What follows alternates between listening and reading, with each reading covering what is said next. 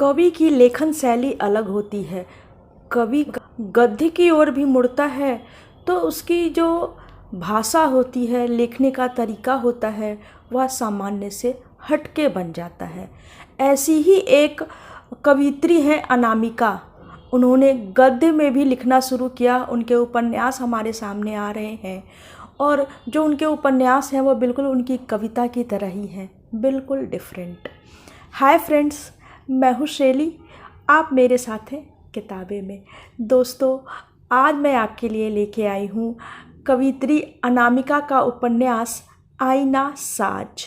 यह बिल्कुल अलग तरीके का उपन्यास है, जैसे एक नहीं दो उपन्यास को एक साथ गुथ दिया गया हो। इसे पढ़ते हुए आपको ऐसा महसूस होगा। अनामिका जी की विशेषता रही है कि रचनाएं सामने आती हैं उनमें पात्रों की बहुलता होती है। यह जो उपन्यास है इसमें भी आपको बहुत सारे पात्र मिलेंगे। सपना जो इसकी सूत्रधारिका है। सूत्रधारिका जैसे कि नाटक में एक बंदा होता है जो पूरे नाटक को बताता रहता है, उसी तरीके से यहाँ सपना ही है जो पूरे उपन्यास को कहती है। उसके मुख से यह पूरा उपन्यास कहा गया है। सपना के साथी हैं उनके पति डॉक्टर नफीस हैदर, उनका फ्रेंड सिद्धू या मानस, उसकी पत्नी महिमा, शहाना और मानस की पुत्री रम्या, अलाउद्दीन खिलजी, अमीर खुसरो की पत्नी मेहरू, उसकी बेटी कायनात। बहुत सारे पात्र हैं और सभी पात्रों की अपनी अपनी भूमिका है जिसके साथ पूरा न्याय किया है अनामिका जी ने।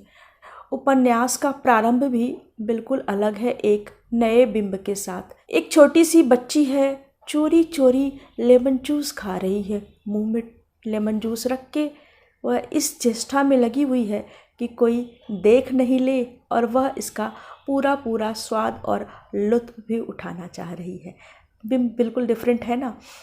जो सपना है उसकी भी स्टोरी बहुत दर्दनाक है।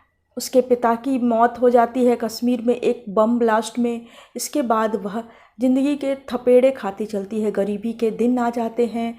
बारंबार उसका यौन शोषण होता है, कभी दिल्ली में कभी बिहार में।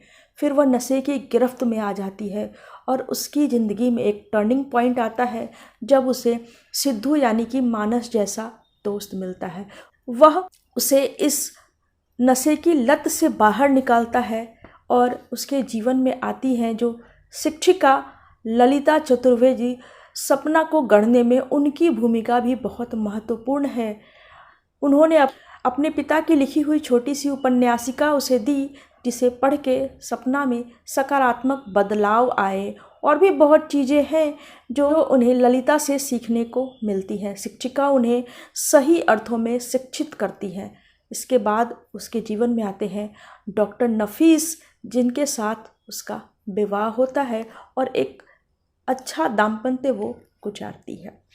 मानस अच्छा व्यक्ति है, लेकिन जो उसकी पुत्री है रम्या, वह गूंगी है, जिसके कारण उसकी पत्नी महिमा बहुत दुखी रहती है। यह स्वाभाविक ही है। जिंदगी के बहुत सारे उतार चढ़ाव आपको इस उपन्यास में देखने को मिलते हैं। उपन्यास के केंद्र में है अमीर खुसरो। हाँ, वही अमीर खुसरो जो अलाउद्दीन खिलजी के समय में थे, जिनकी कविताएं हम पढ़ते आए हैं। अमीर खुसरो को तो हम अब तक कवि रूप में ही जानते आए हैं। यह उपन्यास उनके जीवन की भी पड़ताल है। यहाँ कवि के अलावा अमीर खुसरो के पिता रूप, पति रूप, प्रेमी रूप, शिष्य रूप और एक दरबारी सलाहकार रूप के दर्शन होते हैं। उनकी ज़िंदगी की बहुत सारी बातें हैं जो हमें नहीं पता थी, यहाँ पता चलता है। यानी कि इस उपन्यास में इतिहास भी दर्ज है। इतिहास की बहुत सारी नई जानकारियाँ हैं जो आपको यहाँ मिल जाती हैं इस उपन्यास में। अलाउद्दीन खिलजी का समय है, खुसरो की बात वो नहीं सुनते हैं। पद्मावती को पाने के लिए युद्ध कर बैठते हैं। पद्मावती का जौहर होता है। पद्मावती अमीर खुसरो को पत्र भी लिखती है और उन्हें यह कहती है कि मुझे पता है कि अपने अलाउद्दीन खिलजी को मना करने की कोशिश की होगी, लेकिन आपकी बात नहीं सुनी गई, तो आप इसके लिए अफसोस नहीं करें। इस उपन्यास में मध्यकाल की जब घटना है तो वहाँ पत्रों का चलन दिखाया गया है। संदेश के लिए पत्र का उपयोग कर रहे हैं, और जब कथा आधुनिक काल में आती है तो संदेश भेजने के लिए व्हाट्सएप चैट भी है। दोनों कालों को बहुत तरीके से साधा गया है। अमीर खुसरो की जो पत्नी है और जो उनकी पुत्री है कायनात, उसके जीवन की भी झलकियाँ यहाँ पे मिलती हैं। बहुत विस्तृत वर्णन है वहाँ भी, और सभी पात्रों के साथ न्याय किया गया है। सबकी अगर भूमिकाएं हैं तो उन भूमिकाओं को अच्छे से निर्वाहा गया है यहाँ पे। इसमें अनामिका जी यूँ भी सिद्धहस्त हैं, उनके पिछले उपन्यास में भी पात्रों की संख्या बहुत अधिक थी और उन्होंने सबको साध लिया था।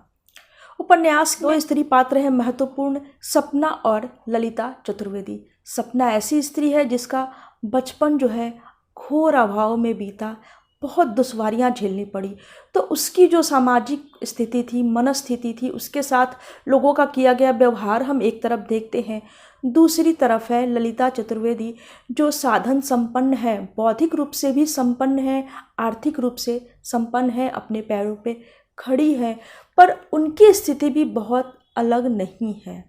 समाज में स्त्री को वह सम्मान, वह स्थान नहीं मिला है जो उसे मिलना चाहिए, भले ही वह किसी भी प्रकार की स्त्री हो, बौद्धिक रूप से संपन्न हो, आर्थिक रूप से संपन्न हो, अपने पैरों पे खड़ी हो, अपने पैरों पे खड़ी नहीं हो, गरीब हो या अमीर है। इन दोनों पात्रों को रचने का अनामिका जी का मकसद यही दिखाना रहा है, और इन दोनों के जो जीवन का अंतर है वह स्पष्ट इस बात की ओर इंगित करता है।